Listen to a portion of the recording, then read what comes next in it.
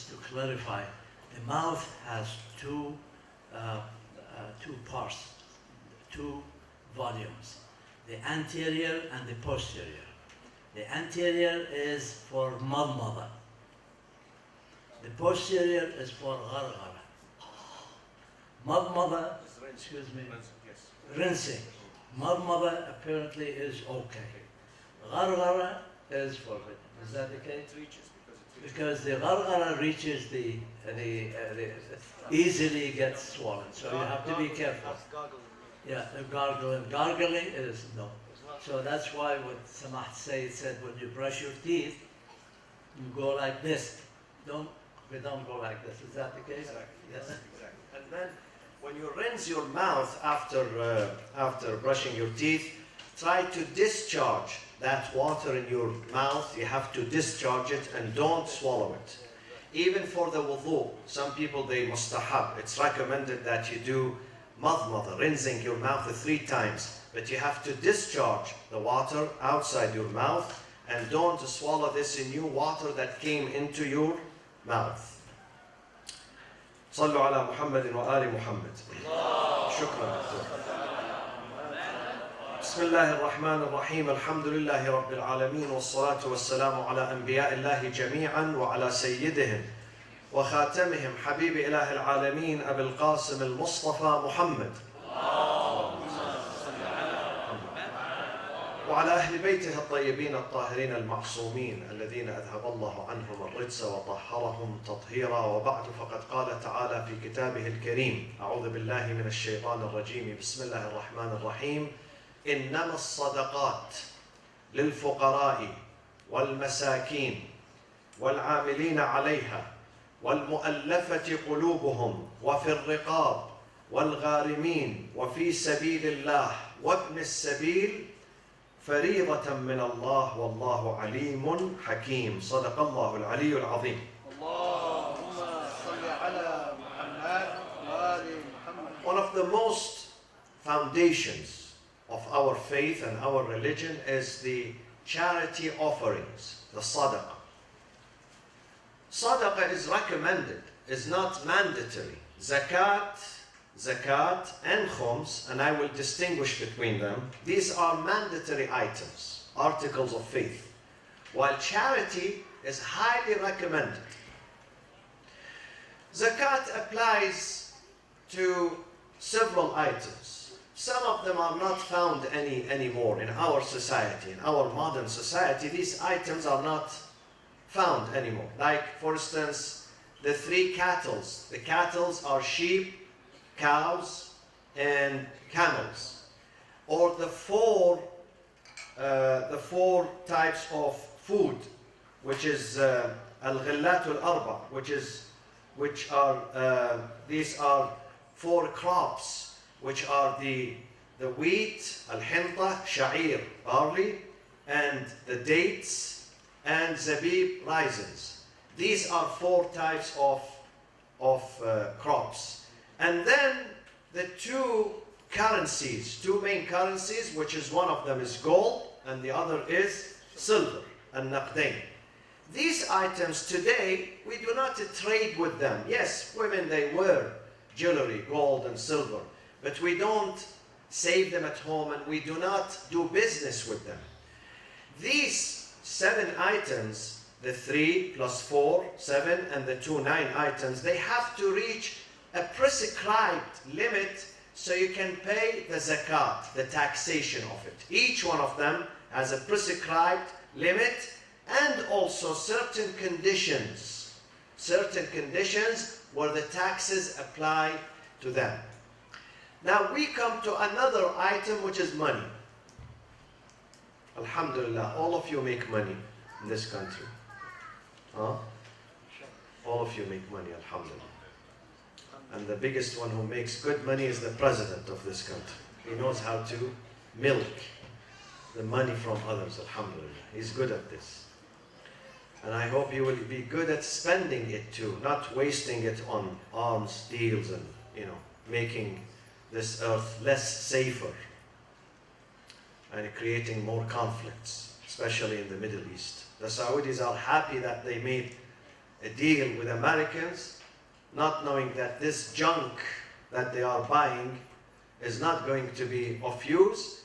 And even if they use it, unfortunately, they're going to use it against the Muslims, against people like Yemen, against their own people in the eastern province, and Bahrain, and Syria, and Iraq, and other places. So the taxation of money is called khums. Why it is called khums? And I'll make it very simple. Khums means that whatever you make, let's say you make 100,000 a year. You make 100,000, okay? Out of this 100,000, you spend $90,000 on you, your family, your children, your guests, your mortgage, your payments, your insurance, your healthcare, education, and then you have another 10,000, which is a surplus. This surplus that you generate, you pay 20% of it, not the entire surplus. 20% only of this surplus, which is how much out of 10,000? 2,000. Someone who makes $100,000 a year may end up paying only 2,000 as khums. Is this too much? You know, in the Mormon church, some of them they pay from the capital, not the surplus, the capital.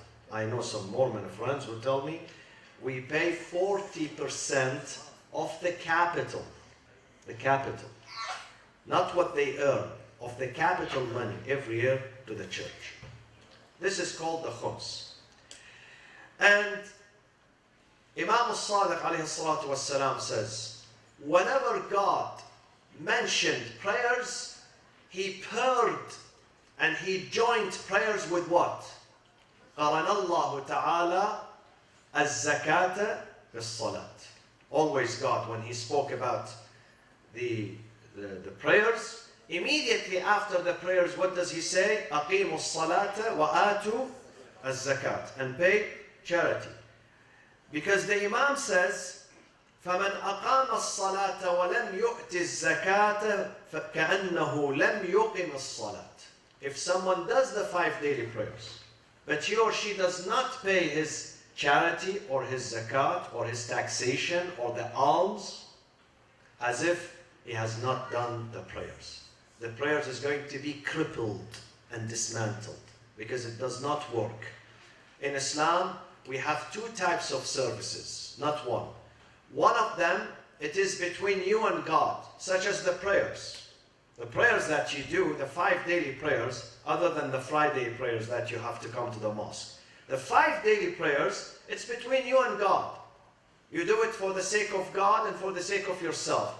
However, there are other types of services that it is not only between you and God, it is between you, God, and the people. Such as what? Give me an example. Such as fasting. The fasting that you are doing, it involves the community around you, the family. You fast to feel. The Prophet says, why do we have to fast? To feel the hunger, to feel the pain of the hunger and the thirst, so our hearts become soft and tender and thoughtful for those who can't afford, for those who are hungry every night, not just 1 month, a year. Every single night they go to bed with no food. Don't look at America. If you look outside, even in this country, go to the Skid Row in Los Angeles. The Skid Row is growing and growing and growing every single day. Hundreds of people end up being homeless and foodless and shelterless. Okay? And many of them are young. A society that has economic disparity between those who have, those very rich, and those who are very poor, that is not an Islamic society. It's not. An Islamic society is when people stand for each other. God says, I don't want the wealth to be concentrated with only few. لِكَيْ لَا يَكُونَ دُولَةً بَيْنَ الْأَغْنِيَاءِ مِنْكُمْ. This is not good. You have to give. It's very good to be wealthy. At the same time, you have to create a foundation to serve others. A foundation to serve others. I said this sentence the other day. I was reading the notes left by Steve Jobs, which really shook me, these notes.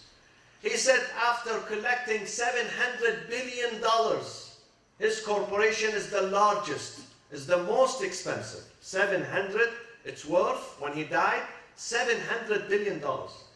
He said, what does this money do to me today? I'm on deathbed in the hospital. Would it take the death away from me? Prevent me from dying? It would not. $700 billion could not save his life. But cannot save this lower life, but it can save us there. Some people does not save them neither here nor there. But some people, they might die early here, but they will gain there. They will gain there. تِلْكَ الدَّارُ الْآخِرَةِ. The real life is that one. If you create a foundation, establish a foundation to serve, to provide perpetual charities. What are perpetual charities?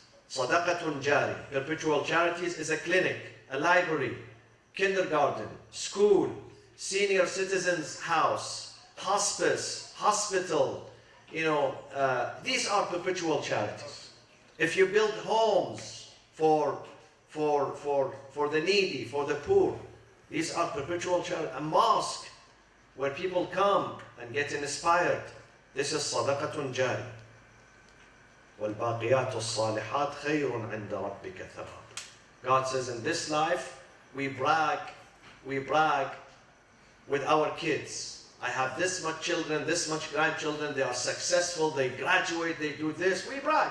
And we brag about our homes and properties and ranches and lands and buildings and towers. We brag about them.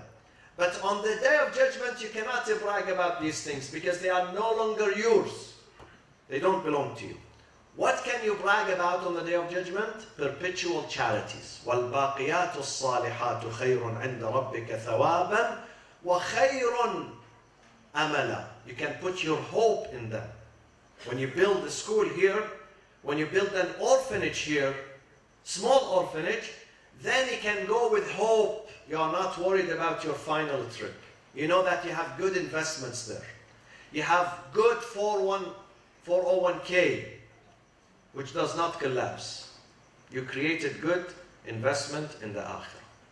So, charity is one of the foundations of our religion. Now, this is the zakat that is mandatory. Besides the zakat, we have to pay sadaqah.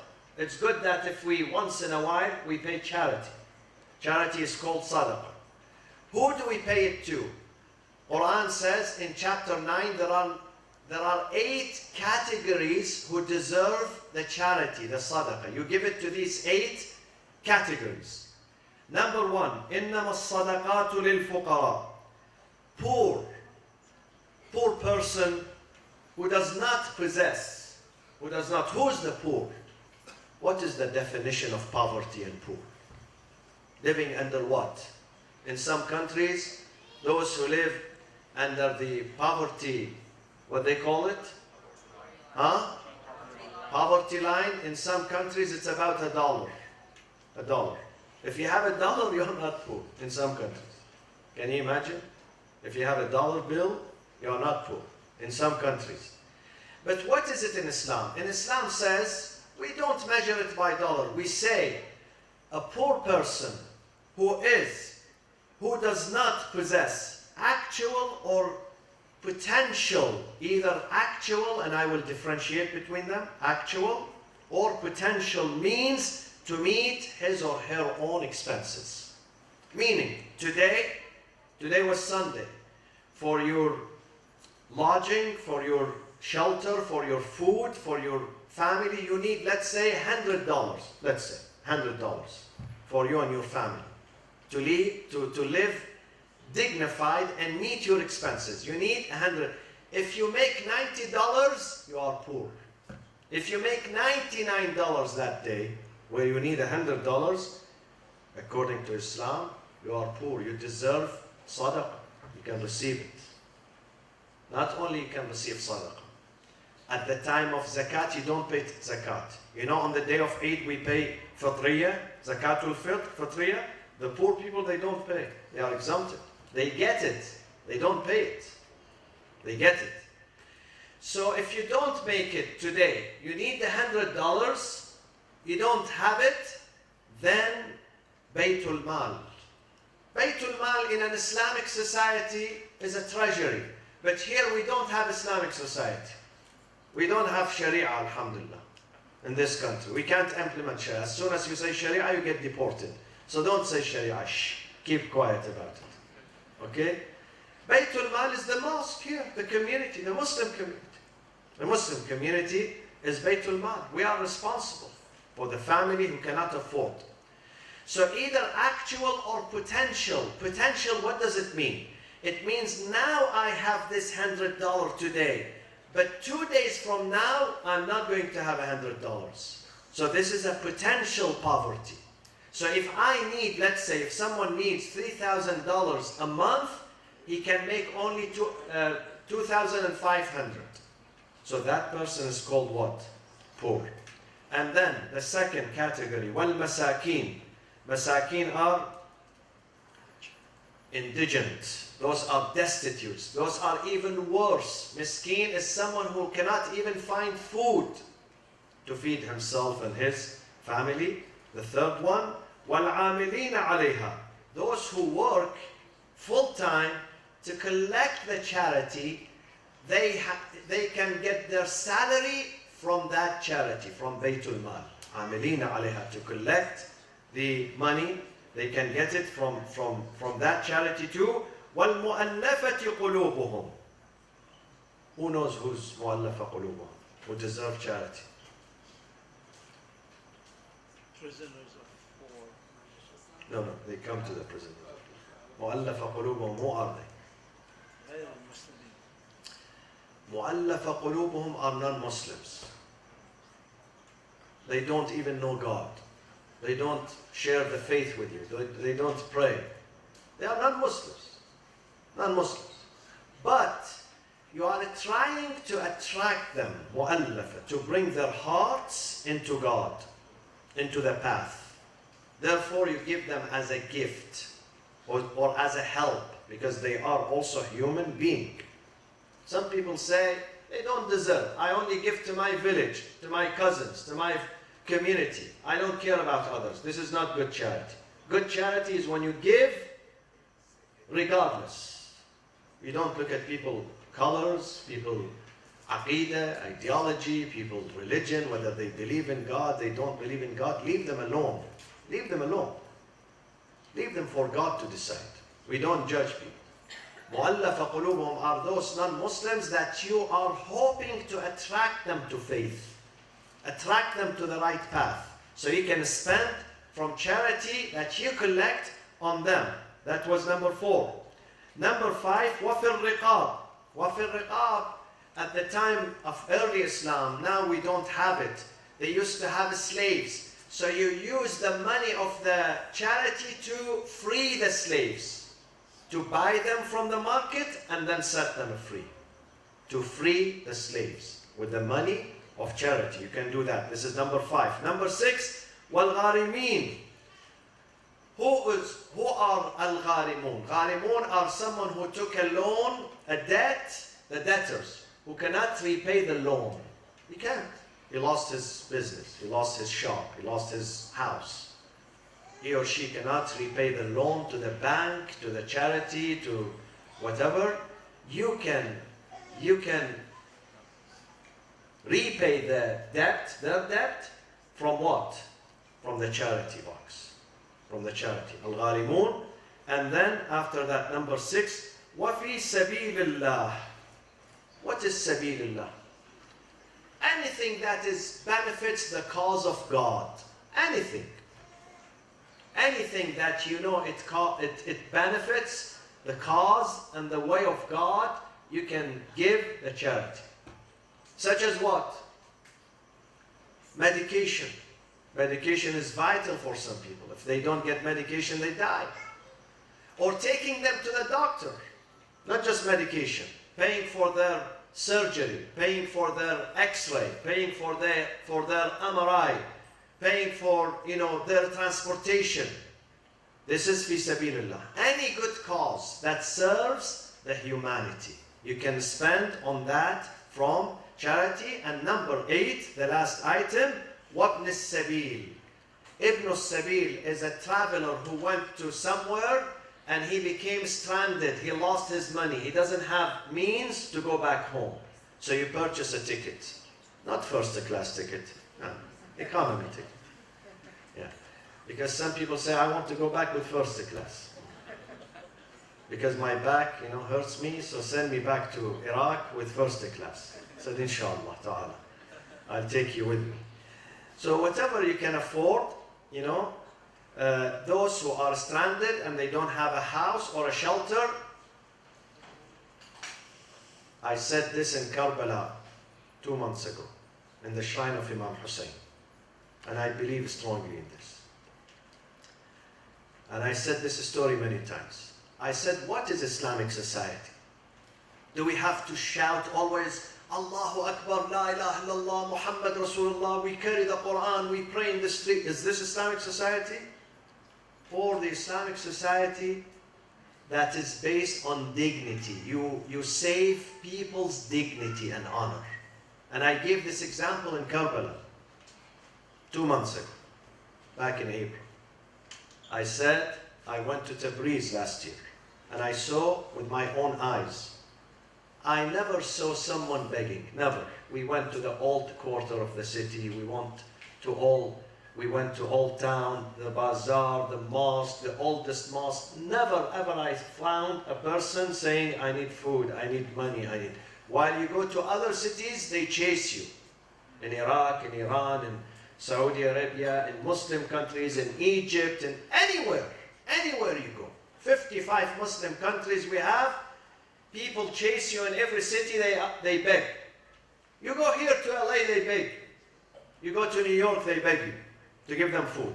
In that city, I did not find. I didn't find anyone. So I asked. And I saw they put a box, they say this box is for the people, Mustamandan, the poor people. And then they told me if they find someone begging, they take him to the police station. They question him or her. If he's genuine, they give them money from that box. If they are not genuine, they ask them to stop. Stop doing that. This is shameful. This is called Islamic society. This is Islamic society. When you have solidarity, when you clean your city from beggars, from poor people, when you feel their suffering and try to reach out to them and help them, this is Islamic society. This is a true Islamic society. Islamic society is not when you build a skyscrapers in Mecca, 110 floors, okay? And then there are people there hungry. And homeless, people who don't have shelter because they can't afford the hotel. This is not an Islamic city. This is not an Islamic city. What is the Islamic city? The Islamic city is not by the walls or the streets or the bricks. Islamic city is by the people, their behavior, their manners, their akhlaq. When they reach out to each other, they help each other. The Prophet Muhammad sallallahu alaihi wasallam says, ما آمن بي من بات شبعانا وجاره جائع. Never believed in God or Islam someone who sleeps full while his neighbor is hungry. This is not Islam. That person did not believe in God. He doesn't have faith in God. We have to take care of each other. This is the month of sharing and caring and rahmah and mercy and trying to find those who are in need. Reach out to them. Fill their stomach. The Prophet said, ittaqun nar.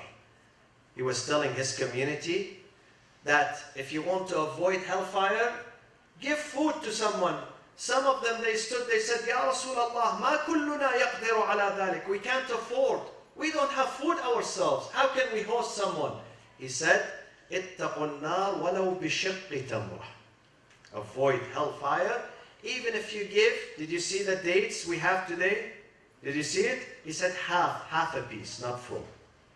Offer them half a piece. اتقوا النار ولو بشربة ماء. A sip of water. Provide it to your neighbor, to your friend, to someone who's with you in humanity. So zakat is important, and the society cannot function, and the zakat is the job of each and every person. Someone can afford $1 a day, very good. Someone can afford $20 a day, $50 a day, very good.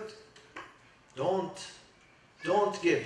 Don't stay away. ما من مؤمن, listen to what the Prophet says. ما من مؤمن منع درهما من حق إلا أنفق اثنين في غير حقه. When you don't give $1 for a worthy cause, Allah will force you to pay $2 for a non-worthy cause, meaning you're going to lose your money. If you don't pay it for a worthy cause, then not the same amount. The double amount, you have to waste it. It's going to go down the drain. You're going to give it to an attorney for a lost case. So don't do that. When a worthy cause comes forward, say yes. Say Alhamdulillah, Allah is reaching out to me. Allah is enabling me. This is an opportunity for me, for my tawfiq, for my spiritual and moral nourishment and advancement. So let's work together. And let me conclude with this ayah. Allah says the benefit of giving charity are three benefits. Number one, خُذْ مِنْ أَمْوَالِهِمْ صَدَقَةً. O Prophet, tax them. Get the taxation out of their money. Take the charity out of their money. خُذْ مِنْ أَمْوَالِهِمْ صَدَقَةً. Why? For three reasons. Number one, تُطَهِّرُهُمْ. You're going to cleanse them, cleansing them from the filth. These maddiyat are filth, believe me. They are filth. So cleansing them from this. Number two, وَتُزَكِّيهِمْ. Tazkiyah. Number one is to cleanse, to wash the filth away from them. Number two, tazkiyah is something above. You know, when you take your car to the car wash, sometimes they wash away the dirt, the first step. But sometimes you pay extra money for what? Details. Detail. They polish it for you. Not just they wash away the dirt. God says the sadaqah has two things. Number one, it washes away the dirt, the filth from you. خُذْ مِنْ أَمْوَالِهِمْ صَدَقَةً تُطَهِّرُهُم. This is. تُزَكِّيهِمْ is the detail. It polishes your what? Polishes what? Your heart, your soul. It's going to be polished. You're going to grow. Mentally, you're going to grow. Not just physically. Mentally, you're going to grow. Spiritually, you're going to grow. Now we find some people are different. Some people, they never grow spiritually, never ever. They are, in a cycle, perpetual cycle of childhood. His age is 40 years old, 50 years old, but the brain, the mind, the soul, 3 years old, alhamdulillah. He's not growing because he does not give himself a chance to grow. One of the things that makes us grow is when we share, giving charity. So تطهرهم وتزكيهم بها. The third one, listen, وصل عليهم إن صلاتك سكن لهم. صل عليهم, what does it mean? Bless them. I mentioned the blessing last night. Sometimes you have something which is blessed and something unblessed. I gave this example. Some homes are blessed, flourishing with love, with kindness, with goodness. Some homes are not flourishing, unfortunately. They are dark, regressive, with conflict, with fighting, with divorce, with greed. The first one has a blessing, the second one does not have a blessing. I gave the example of children. Some children are full of a blessing, and some children, they don't have any blessing. You have to run after them in the streets. Some money is a blessing, and some money does not have a blessing. Some money you get it, You can do many things with that money. Help yourself, help your family, your children, your neighbors. Other monies, you get it, but you don't enjoy it. It becomes a source of tension. I know someone who one time told me that when I had moderate income, I had the best life. As soon as I started making money, divorce and conflict and fightings and courts and attorneys, they started to creep into my life. I wish I can go back to the old days. He said, I'm not enjoying this extra money that I make. I'm not enjoying it. When the money does not have a blessing, it becomes a source of tension. So Allah says to the Prophet, when you get the charity out of them, their money is going to be a source of peace and blessings and stability for them. Allahumma aghfir lil mu'minina wal mu'minat wal muslimina wal muslimat al-ahya'i minhum wal amwat tabi' Allahumma baynana wa baynahum bil khayrat. Inshallah, we see you every night here with iftar and the du'as, inshallah.